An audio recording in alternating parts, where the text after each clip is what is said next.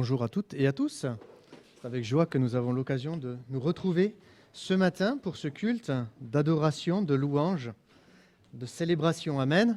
Nous aimons adorer l'Éternel, le Dieu d'Israël. Alléluia. Le Dieu créateur du ciel et de la terre, le Dieu qui s'est révélé aux hommes à travers l'histoire d'un peuple. Et ce peuple nous a conduits à connaître le véritable. Et le véritable est dans son Fils. Amen. Il est dans la merveilleuse personne de Jésus, qui est la parole de Dieu faite chair et qui a habité parmi nous. Amen. C'est beau, c'est qu'il y a eu des témoignages des apôtres qui ont pu contempler sa gloire. Et j'aimerais que nous puissions nous entretenir sur ce thème, comment permettre à la gloire de Dieu de se manifester dans nos vies, dans l'Église. Amen.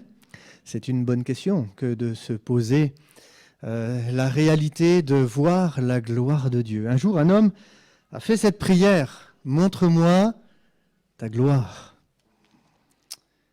Alors il y a eu le bruit des tonnerres, il y a eu un grand vent, il y a eu un tremblement de terre, il y a eu des manifestations impressionnantes de la nature, mais ce n'était pas la gloire de Dieu. Et puis il y a eu comme une brise légère. Et Dieu était là. Seigneur, montre-moi ta gloire. Je crois que nous sommes appelés, frères et sœurs, à vivre la gloire de Dieu. Amen. Et nous allons le voir, nous pouvons vivre cette gloire, mais nous ne pouvons la vivre sans une réalité dans nos cœurs. C'est celle de la croix. Et pour affermir et affirmer cette réalité dans nos cœurs, j'aimerais que nous puissions lire le texte de l'évangile de Jean, chapitre 17, une des prières que je trouve être la plus belle prière de Jésus. Je ne sais pas si j'ai le droit de le dire, parce qu'il est évident que toutes les prières de Jésus sont belles, n'est-ce pas? Et il est évident également qu'au milieu de nous, certaines paroles de Jésus ont touché évidemment plus votre cœur peut-être que le mien, et résonnent dans votre vie d'une manière particulière plus que dans le mien, parce que nous sommes tous différents. Amen. Et il est beau de savoir que sa parole résonne en nous d'une manière différente. Mais j'aime bien particulièrement cette prière qui est appelée par certains commentateurs comme étant la prière sacerdotale de Jésus. Cette prière qui va inaugurer le sacerdoce de Christ. Nous savons que Christ a reçu 3 onctions. Et d'ailleurs, dans la tradition juive, nul ne peut prétendre être le Messie s'il n'est oint des 3 onctions divines. La première, c'est l'onction prophétique. La deuxième est l'onction sacerdotale. Et la troisième est l'onction royale. Et nous savons que Jésus, il est à la fois le plus grand des prophètes. Amen. Amen. Nul n'a parlé comme cet homme, parce qu'il était plus qu'un homme. Il était la parole de Dieu faite chair. Amen. C'est la voix du Père qui a résonné à travers le Fils dans ce monde, afin de révéler en nous son amour. Et puis, Jésus a reçu l'onction sacerdotale. Il est le souverain sacrificateur. Selon non pas un ordre établi au milieu des hommes, descendants d'Aaron, mais selon l'ordre qui est établi dans le ciel, celui de Melchisédek, le roi de justice. Et puis, il y a la réalité également d'une onction qui est royale. Amen. Il est le fils de David, le lion de la tribu de Juda. Et la plus grande des révélations de Jésus n'est pas son onction prophétique, n'est pas son onction sacerdotale, mais c'est son onction royale. Car la dernière manifestation en gloire de Jésus sera son règne. Amen. Sur la terre. Car il vient pour régner. Et la Bible dit que si nous croyons en lui, si nous mettons en lui notre confiance, si nous marchons comme il a marché, alors nous-mêmes, nous régnerons avec lui. Amen. Que le nom du Seigneur soit béni pour cette merveilleuse promesse. Jésus est la parole de Dieu faite chair. Vous savez, j'aime beaucoup l'hébreu biblique, je crois que certains le savent mieux que d'autres. Pourquoi ? Parce que c'est une langue tout à fait particulière. C'est la langue de la révélation de la Bible. Et ce qui est incroyable, c'est que cet universalisme de la foi ensuite a été permis à travers la langue grecque, tout en gardant la culture et la foi hébraïque dans son essence. Et elle s'est propagée jusqu'à nous. Lorsqu'on étudie le mot parole en hébreu, davar, c'est un mot qui est formé de 3 lettres. Vous savez que dans la langue française, une lettre ne veut pas dire grand-chose. Si vous prenez l'alphabet français, vous trouverez que la première des lettres, c'est la lettre A, n'est-ce pas ? C'est cette lettre que nous apprenons aux enfants. Mais lorsque nous apprenons aux enfants l'alphabet français, la lettre A n'a aucune signification. Ce n'est pas un mot, c'est une lettre. Dans la langue hébraïque, la lettre Aleph est un mot. Et chaque lettre de l'alphabet hébreu est un mot. Et lorsque nous regardons ce que signifie le mot davar, une parole, nous découvrons que les 3 composantes de ce mot, les 3 consonnes qui forment ce mot, nous permettent de comprendre finalement quel est l'objet de la révélation de la parole de Dieu. Et la première lettre de ce mot davar, c'est dalet. Dalet, c'est une porte, ou plus exactement une clenche de porte, une poignée de porte. Et cela signifie que la parole de Dieu a été donnée par Jésus pour nous permettre d'entrer quelque part, pour nous permettre de franchir une réalité. Jésus dira lui-même qu'il est la porte. Lui, la parole de Dieu, faite chair. Et à travers le merveilleux message de l'Évangile, les hommes sont appelés à franchir une porte pour entrer dans la bergerie de Dieu. Amen. Oui, que Jésus soit le berger de nos âmes. Il n'est pas venu pour égorger, pour voler, pour détruire. Mais il est la porte des brebis. Et nul ne peut entrer que par lui. Amen. Il est le seul chemin, il n'y en a pas d'autre. La porte qui nous ouvre le chemin du ciel est en Jésus. Il n'y a pas d'autre porte. Les religions ont tenté vainement, jusqu'à aujourd'hui, d'ouvrir une voie nouvelle pour entrer en communion avec Dieu. Mais toutes les religions ne sont que mirages, ne sont qu'illusions, et ne conduisent qu'au désespoir, et non à l'assurance de la vie éternelle. Mais Jésus est la porte qui nous ouvre la porte du ciel. Amen. Et nous pouvons entrer par Jésus librement dans le sanctuaire de Dieu. Et ce qui est extraordinaire dans la 2e lettre du mot davar en hébreu, c'est la lettre beit, bayit, une maison, une demeure, une habitation. Car par la parole de Dieu, nous sommes entraînés dans une foi, finalement dans une relation personnelle avec Dieu. Et la foi chrétienne nous introduit dans les demeures de la maison de notre Père. Amen. Nous n'avons plus peur d'être dans la présence de Dieu, parce que l'amour bannit la crainte d'un jugement. Mais l'amour de Dieu nous introduit dans une sainte crainte de Dieu, c'est-à-dire le respect qui lui est dû. Il est notre Père, nous sommes ses enfants. Et comme un père est en droit, une mère est en droit d'attendre du respect de la part de ses enfants, Dieu le Père, qui est assis sur le trône, est en droit d'attendre de chacun de nous, qui sommes devenus par la foi ses enfants, une sainte crainte respectueuse. Amen. Et nous sommes dans sa présence, et nous n'avons plus peur d'être dans sa présence. Parce qu'en Jésus, Dieu n'est pas venu pour nous juger. Amen. À travers l'œuvre de la croix. Mais il est venu pour nous sauver. Gloire soit rendue à son nom. Oui, nous sommes entrés par la porte des brebis dans la maison du Père. Nous sommes devenus fils et filles du Dieu très haut. Nous ne sommes plus orphelins, nous sommes gens de la maison de Dieu. Amen. Concitoyens des saints par la foi en Jésus. Et à cause de toutes ces réalités, aujourd'hui, nos vies s'inscrivent sur le rocher des siècles. C'est la 3e lettre de ce mot d'Avar. Une parole, la parole de Dieu. Le but de cette parole, c'est de nous ancrer solidement sur le rocher des siècles. Amen. Mais ce mot aussi signifie la tête. Et Jésus est la tête de l'Église. Amen. Et c'est lui qui dirige l'Église. C'est lui qui est le chef de l'Église. C'est lui qui conduit l'Église. Et c'est lui qui donne à l'Église les ministères. Lisons ce texte de Jean chapitre 17.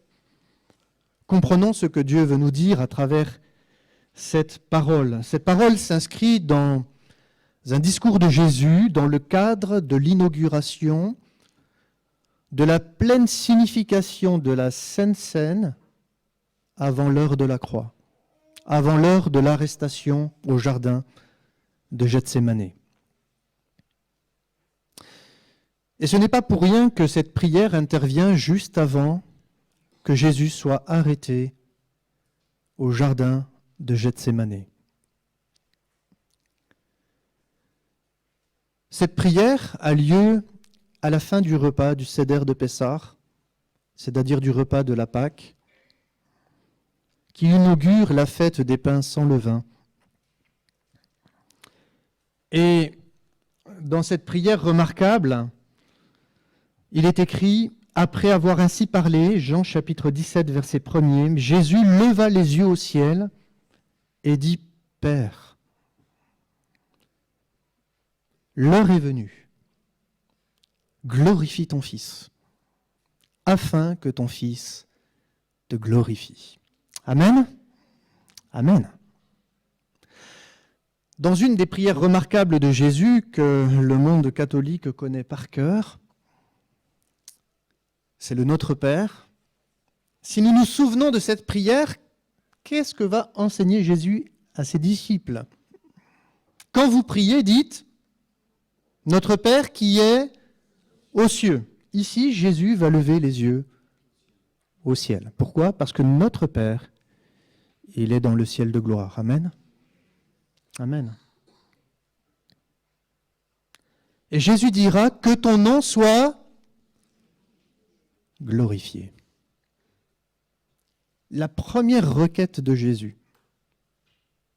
la première aspiration de Jésus, qui doit être, je le crois, l'aspiration de tout chrétien dans sa vie chrétienne. Pardonnez-moi cette redondance.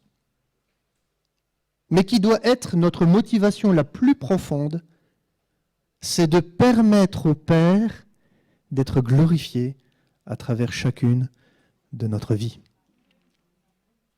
Ouais.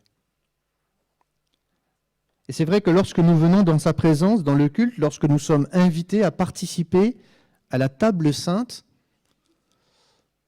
en mémoire de ce que Christ a accompli pour chacun de nous, il doit y avoir cette sainte crainte respectueuse de Dieu pour l'œuvre qu'il a accomplie, extraordinaire pour chacun de nous. Il a donné sa vie pour nous. Il s'est livré comme s'il était le plus grand des pécheurs, le plus grand des brigands, le plus vil des meurtriers. Il a accepté de recevoir notre condamnation à travers le châtiment le plus horrible qui existait à l'époque. Être cloué nu sur le bois de la croix, quelle humiliation, quelle souffrance, quelle horreur, quelle folie. Mais Jésus a accepté de se livrer volontairement pour chacun de nous, par amour pour nous, et particulièrement pour révéler l'amour du Père à travers le don de sa vie. Car il est bien écrit dans l'évangile de Jean, au chapitre 3, verset 16, « Car Dieu a tant aimé le monde, Dieu le Père, qu'il a envoyé son Fils unique, afin que quiconque croit en lui ne périsse pas, mais qu'il ait la vie éternelle. » Jésus va lever les yeux au ciel et dit « Père, l'heure est venue, glorifie ton Fils, afin que ton Fils te glorifie. » Le Père ne peut être glorifié qu'à travers le Fils. Ça veut dire que dans notre vie, si Christ n'a pas toute la place, le Père ne peut pas être glorifié. Nous remarquons que après cette prière, qui est relatée tout un chapitre, le chapitre 17, vient Jean 18. Et dans Jean 18, Jésus va passer de l'autre côté de ce petit ruisseau du Kidron, de Cédron, va entrer dans le jardin des Oliviers, le mont des Oliviers. Il y avait un petit jardin, apparemment un bosquet qui était là, un petit espace où Jésus avait l'habitude de se rendre avec ses disciples. Gethsémané, Gat Shemena en hébreu, ce sont les mêmes mots, que ce soit en araméen ou en hébreu, prononcés différemment. Et c'est dans ce lieu-là que Jésus va connaître le plus grand débrisement. Il va prier Dieu. Si toutefois cette coupe pouvait s'éloigner de moi, s'il était possible. À humainement parlant, il y a des brisements qu'on ne veut pas vivre. Surtout lorsque Dieu met en lumière des domaines dans notre cœur qui ont besoin d'être changés. Et que Dieu les met en lumière à travers des situations parfois dérangeantes, parfois humiliantes. Vous savez que la chair a horreur d'être humiliée. Elle a horreur de l'humiliation. Elle ne cherche cette chair, cette nature, cette vieille nature, elle ne cherche que la gloire. Elle ne cherche que l'honneur. Elle ne cherche que la réputation. Mais la vie que Dieu veut nous donner en Jésus ne recherche que la gloire de Dieu, que la réputation de Dieu, que l'honneur de Dieu, et non pas à être glorifié, à être reconnu, à être respecté, à être aimé. Non. Nous ne sommes pas appelés à rechercher l'amour des autres, la gloire des autres. Tout cela n'est que vanité. Nous sommes appelés à aimer les autres, à chercher l'intérêt des autres, et même à chercher et faire en sorte que le soi-disant plus petit frère ou sœur au milieu de nous, la plus petite sœur, soit honoré plus que quiconque au milieu de l'assemblée. Amen. C'est ça la vie de l'Église. Il n'y a pas de petits et grands, de riches ou de pauvres, mais nous sommes tous frères et sœurs, unis dans une même foi, en Jésus. Et nous sommes tous frères et sœurs. Nous avons tous la même valeur à ses yeux. Et parce qu'aux yeux de Dieu, nous avons tous la même valeur, eh bien, c'est ainsi que nous devons nous estimer les uns les autres. Amen. Estimer l'autre plus que soi-même. Jésus n'a pas fait passer ses intérêts avant les intérêts de son Père. Il dira que sa nourriture est de faire la volonté de son Père. C'est pour ça qu'il a été envoyé dans le monde. Et frères et sœurs, cela signifie qu'il ne peut pas y avoir de service authentique pour Dieu sans faire passer la priorité divine avant la nôtre. Qu'est-ce que Dieu veut pour notre vie ? Comment Dieu désire que nous puissions le servir ? Jésus dit, « Glorifie ton Fils afin que ton Fils te glorifie. » Je crois que Dieu nous appelle dans ce monde à le glorifier. Et c'est dans la mesure où nous le glorifions que oui, nous pouvons briller à ce moment-là de sa lumière. Amen. Je crois que aimer Dieu de tout notre cœur, de toute notre pensée, de toutes nos forces, c'est aussi finalement l'expression de désirer le glorifier et de chercher sa gloire en obéissant à sa parole, puisque Jésus a été très très clair, nul ne peut prétendre l'aimer s'il ne garde ses commandements. Et ces commandements ne sont pas pénibles, hein. Ce n'était pas le joug des pharisiens qu'ils avaient mis sur le dos d'Israël, qui n'avait rien à voir avec la Torah. Souvent, ils ont essayé de piéger Jésus, entre guillemets, mais les pièges dont il était question ne concernaient pas la Torah, ne concernaient absolument pas les recommandations, les prescriptions que Dieu avait données à Israël, non. C'était d'autres commandements qui s'étaient ajoutés aux commandements de Dieu, d'autres fardeaux, lourds et pénibles. Parce que le joug de la parole de Dieu, il est doux et léger. Ce qui est beau dans la nature des commandements divins, c'est qu'ils sont toujours empreints de la réalité de l'amour. Il est par exemple écrit « tu ne tueras pas ». Plus exactement, « tu n'assassineras pas ». Si on aime notre prochain, il est logique qu'on ne va pas nourrir des sentiments de haine pour mettre un jour, lorsque l'occasion se présenterait, un terme à son existence. Vous êtes d'accord avec moi? Si nous aimons notre prochain, nous ne voulons pas le tromper. Nous voulons être des hommes et des femmes de vérité. Et puis, si nous respectons notre prochain, nous l'aimons de tout notre cœur, nous ne voulons pas lui voler ce qui lui appartient. Nous ne voulons pas avoir un regard de convoitise sur les biens qu'il possède, fussent-ils même très riches. Non, nous ne voulons pas nous porter envie les uns aux autres. Mais nous voulons bénir le Seigneur pour tout ce qu'il donne aux uns et aux autres, selon la richesse de sa grâce. Car tout ce qu'il nous donne vient de lui. Amen. Et un jour, nous partirons. Nous laisserons tout. Parce que la plus grande de nos richesses,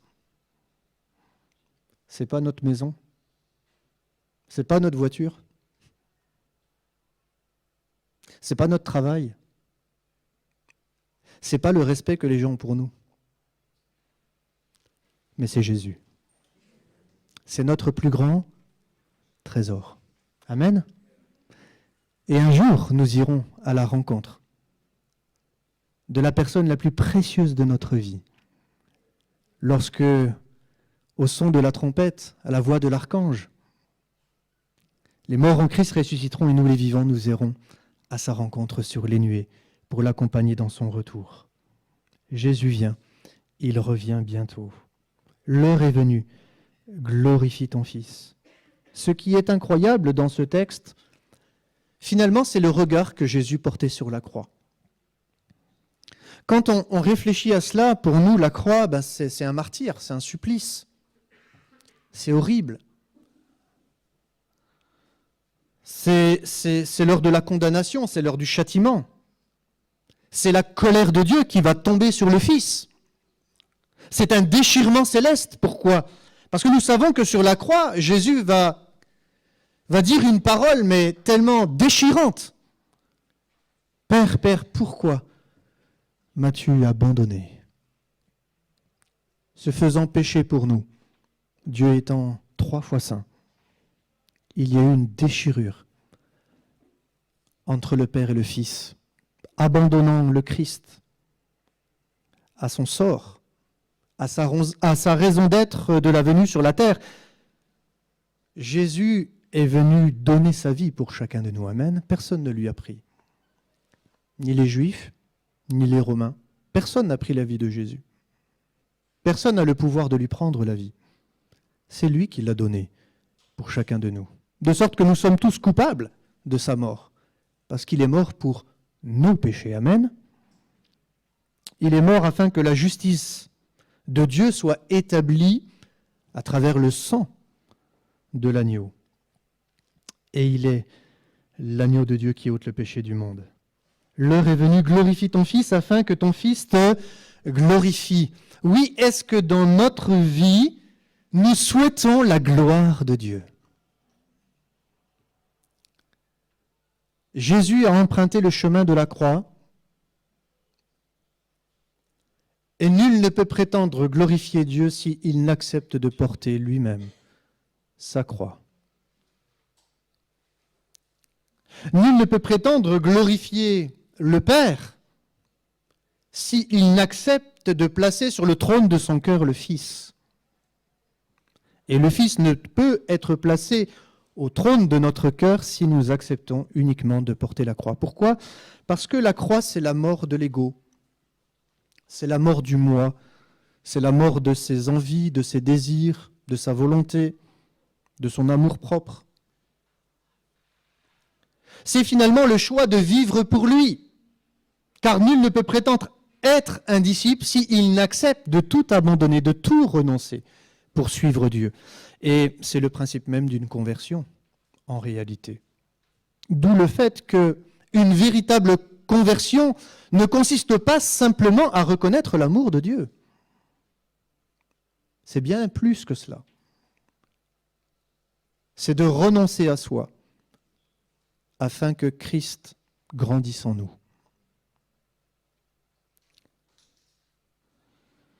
Jean le baptiseur, en voyant Jésus, dira « Il faut qu'il croisse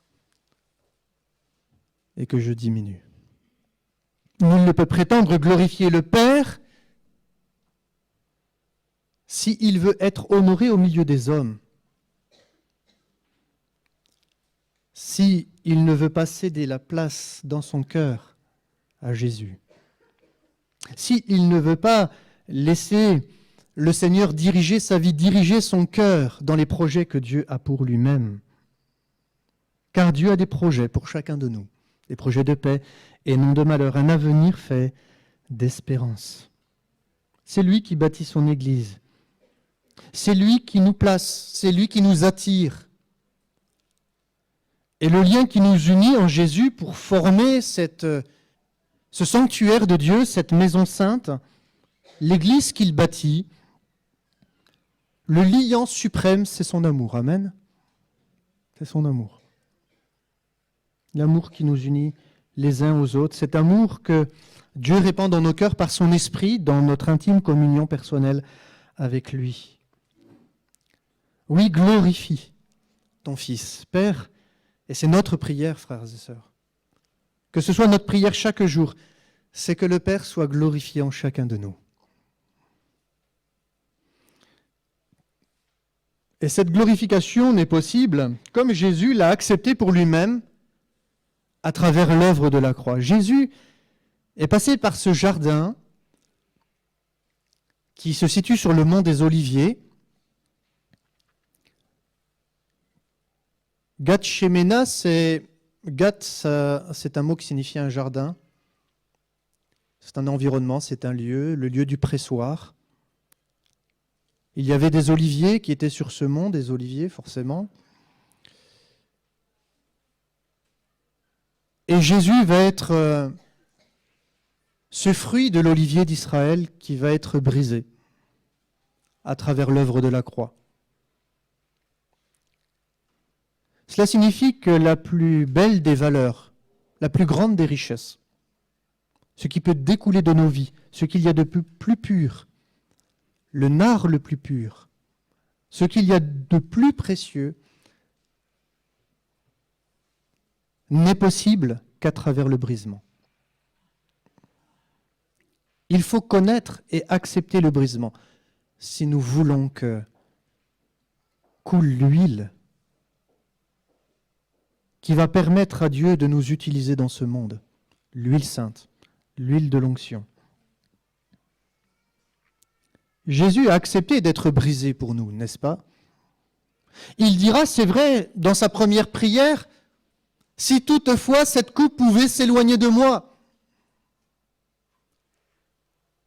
Quels sont dans notre vie les domaines encore qui ont besoin d'être brisés ?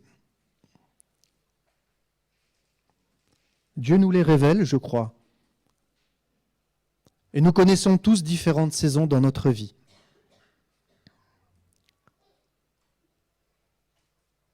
Nous n'avons pas à avoir peur du brisement. Nous n'avons pas à avoir peur de céder devant l'Éternel. notre vie, notre avenir, notre présent, des biens matériels. Nous n'avons pas à avoir peur de perdre. Parce que la Bible dit que celui qui accepte de perdre sa vie dans ce monde, il la retrouvera dans la vie éternelle. Amen. Jésus a accepté de tout abandonner. Et à un moment donné, alors, dans une énième prière, ses disciples, on le sait, vont s'endormir. Jésus va dire une parole extraordinaire, qui est la victoire de la croix. À partir de cet instant-là, acceptant le brisement de Dieu pour sa propre vie, le diable sait qu'il est vaincu. Et Jésus dira, non pas ma volonté, mais la tienne. Amen. En tant qu'Église, nous sommes appelés à faire la volonté de Dieu. Parce que nous sommes son ouvrage, n'est-ce pas? C'est lui qui est le divin architecte. Nous ne sommes que des pierres vivantes. C'est lui qui nous place dans cette habitation, dans cette demeure spirituelle, là où il veut. C'est lui qui nous forme. C'est lui qui nous donne les capacités à accomplir notre mission, notre tâche. Mais toute chose est accomplie dans un seul but, c'est de permettre à la gloire de Dieu de se manifester au milieu de nous. Vous avez remarqué que la gloire de l'Éternel a toujours été une réalité dans l'histoire d'Israël, au milieu de la nation d'Israël, uniquement quand le temple a été construit, uniquement quand le tabernacle a été construit. C'est là qu'a pu résider la gloire de Dieu, la présence tangible de l'Éternel. En hébreu, c'est la shrina, la gloire de Dieu, la splendeur de Dieu, la majesté de Dieu.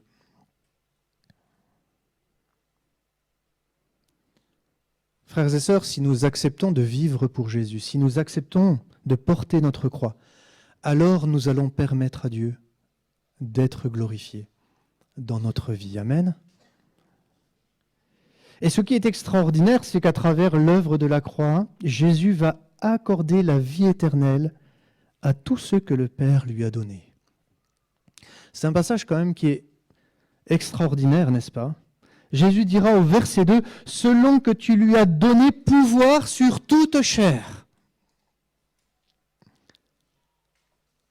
Est-ce que Jésus a tout pouvoir sur notre chair, notre ancienne nature?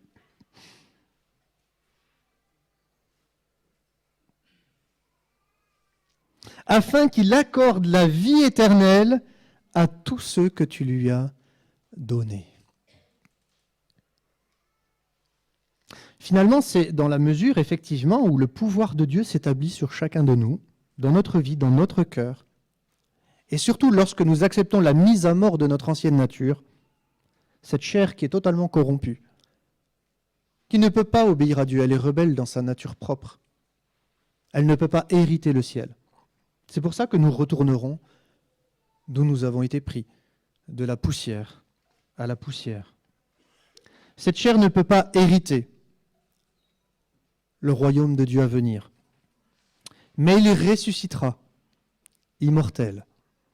Il ressuscitera, la Bible dit, glorieux. Amen. Quel bonheur de savoir qu'un jour nous régnerons avec Christ. Nous partagerons quelque part, dans une certaine mesure, sa gloire, n'est-ce pas? Et nous remarquons que toutes ces réalités, afin que, dans le but de quoi? Finalement, de recevoir la vie éternelle, n'est-ce pas? Afin qu'il accorde la vie éternelle à tous ceux que tu lui as donnés. Or, la vie éternelle, c'est quoi la vie éternelle? C'est quoi vivre notre éternité? Je ne sais pas si nous avons conscience que notre éternité a déjà commencé en Christ. La Bible dit, et c'est les paroles de Jésus lui-même, celui qui croit en moi vivra quand bien même Il est mort, n'est-ce pas? La mort n'a pas de pouvoir sur nous. Quitter cette terre, ce n'est pas mourir. En réalité, nous sommes les vivants. Et ceux qui nous ont précédés sont dans un temps d'attente, dans un lieu d'attente. Ils sont dans ce que la Bible nous permet de comprendre, le paradis, le sein d'Abraham. Ils attendent de revêtir leur domicile céleste et glorieux, c'est-à-dire ce corps immortel, afin d'aller à la rencontre de Jésus et de régner avec lui. Oui, la vie éternelle. Or, la vie éternelle commence déjà dans le temps présent. Ce n'est pas simplement une réalité à venir. C'est une réalité qui s'inscrit parce que Jésus est le Dieu de la vie. Amen. Il est le prince de la vie. Et dans la mesure où nous acceptons de mourir à nous-mêmes pour laisser vivre Jésus en nous, alors en réalité, nous recevons la vie éternelle. Amen. Cette vie qui se déploie en nous, qui se diffuse en nous, qui nourrit notre spiritualité, nos forces, notre vie intérieure, notre intelligence spirituelle, notre conscience, et qui nous permet de vivre une vie qui l'honore, et donc, par conséquent, qui le glorifie. Or, la vie éternelle, c'est quoi? C'est qu'ils te connaissent. Amen. Connaître Dieu.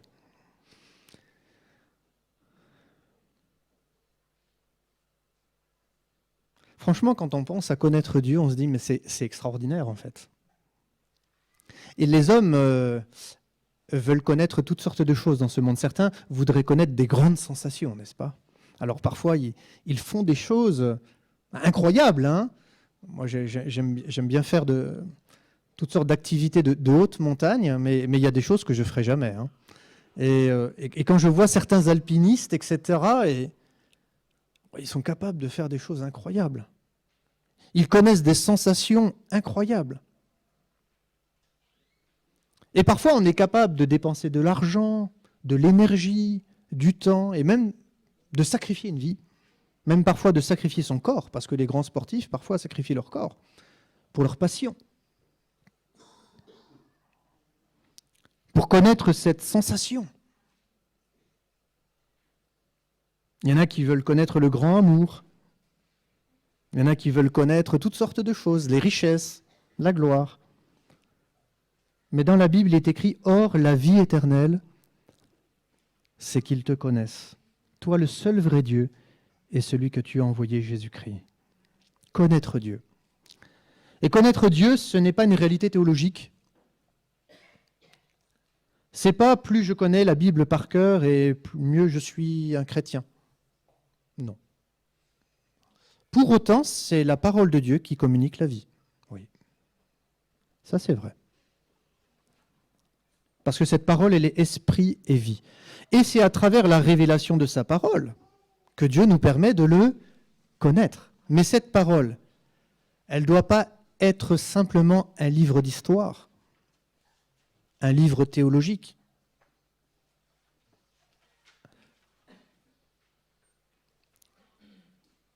Un livre où on apprend la culture d'Israël, par exemple. Non. Parce que la Bible est plus qu'un livre. C'est plus que de l'encre sur une page. La vérité de la parole de Dieu, c'est une personne. C'est Jésus. Amen. Et nous sommes appelés à vivre Jésus. C'est-à-dire que nous sommes appelés à vivre Dieu. Connaître la vérité, c'est vivre la vérité. C'est pour cette raison que Jésus dira, celui qui m'aime, il garde, il observe, il veille sur ma parole. Bien sûr, afin de la mettre en pratique. Connaître Dieu, c'est pratiquer la vérité. C'est procéder même de la vérité. Car nul ne peut naître de nouveau en dehors de la vérité. Et frères et sœurs, quand nous lisons la Bible, nous permettons à l'Esprit de Christ de transformer nos cœurs afin de lui ressembler. C'est-à-dire, nous permettons, pardonnez-moi l'expression, mais la chirurgie de la croix. Nous permettons au divin chirurgien, ou au divin potier, si vous préférez l'expression, d'agir dans chacun de nos cœurs. Et c'est dans cette mesure-là que Jésus dira au verset 4, « Je t'ai glorifié sur la terre, j'ai achevé l'œuvre que tu m'as donnée à faire. » Amen. L'apôtre Paul dira aussi, « J'ai combattu le bon combat, n'est-ce pas ? J'ai gardé la foi. Désormais, la couronne de justice m'est réservée non seulement à moi, mais à tous ceux qui ont aimé son avènement. »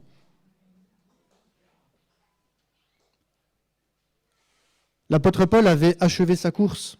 Jésus aussi a achevé sa mission rédemptrice, pour le salut de quiconque croit. Frères et sœurs, nous avons tous une mission à accomplir en Jésus. Et pour tous les croyants, nous sommes tous appelés à la même mission. C'est de permettre à Dieu d'être glorifié sur la terre. Et ce n'est possible que si nous sommes une habitation de Dieu par l'Esprit. Et nous sommes tous, ensemble, une habitation de Dieu. Mais il est vrai que chacun de nous, nous le sommes aussi individuellement, parce que notre corps est le temple du Saint-Esprit. Et nous ne voulons pas souiller ce corps, mais nous voulons aussi qu'il soit sanctifié, afin que Christ soit glorifié, même à travers notre corps. Je t'ai glorifié sur la terre, j'ai achevé l'œuvre que tu m'as donnée à faire. Chercher la gloire de Dieu, c'est aussi entrer dans les œuvres que Dieu a préparées d'avance, afin que nous les pratiquions. Et c'est être animé finalement de ce zèle. Le zèle de ta maison me dévore, dira le psalmiste. Josué dira, moi et ma maison, nous servirons l'Éternel. Amen. Choisissez donc qui vous voulez servir. Qui nous voulons glorifier vraiment ? Certains dans la Bible ont fait le choix de glorifier Dieu. Jésus a fait aussi le choix de glorifier le Père.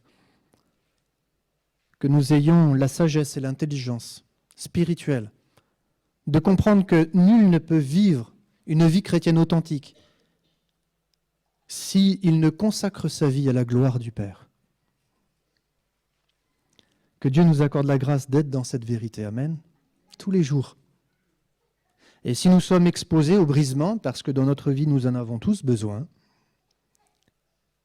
parce que nul ne peut dire ce matin qu'il est parfait en Christ, mais nous pouvons tous affirmer que nous serons tous rendus parfaits en Christ, parce que c'est l'œuvre qu'il a commencée en chacun de nous, n'est-ce pas ?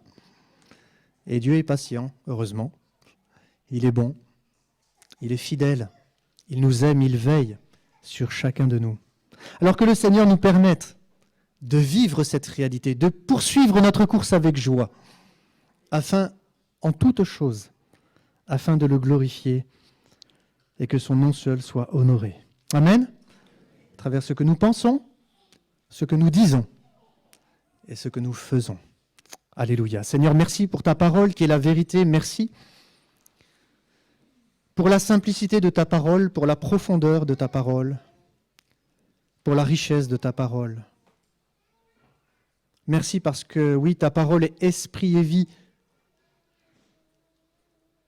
Et Seigneur, tu frappes encore à la porte de nos cœurs ce matin.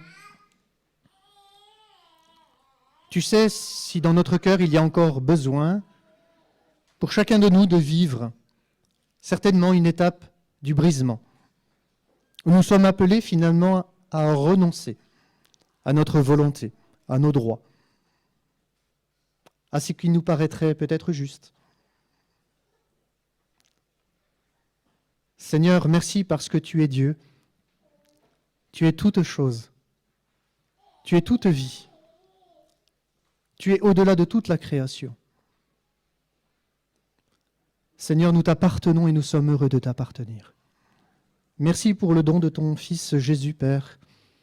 Merci pour ta grâce, la grâce de te connaître. C'est un cadeau merveilleux que de connaître le Fils et de te connaître à travers le Fils. Merci pour la vie que tu nous donnes, Seigneur. Merci pour le témoignage de Jésus en chacun de nous. Que ce témoignage puisse aller grandissant. Que ce témoignage puisse se manifester réellement et concrètement. Que ce témoignage puisse permettre à ceux qui nous entourent de te connaître, de réaliser que tu es le Dieu vivant, et que ce qui est impossible aux hommes, être heureux, être simplement heureux, est possible en Jésus. Merci pour ce bonheur que nous avons d'être en toi, Seigneur. Que ton nom soit glorifié. Amen. Amen.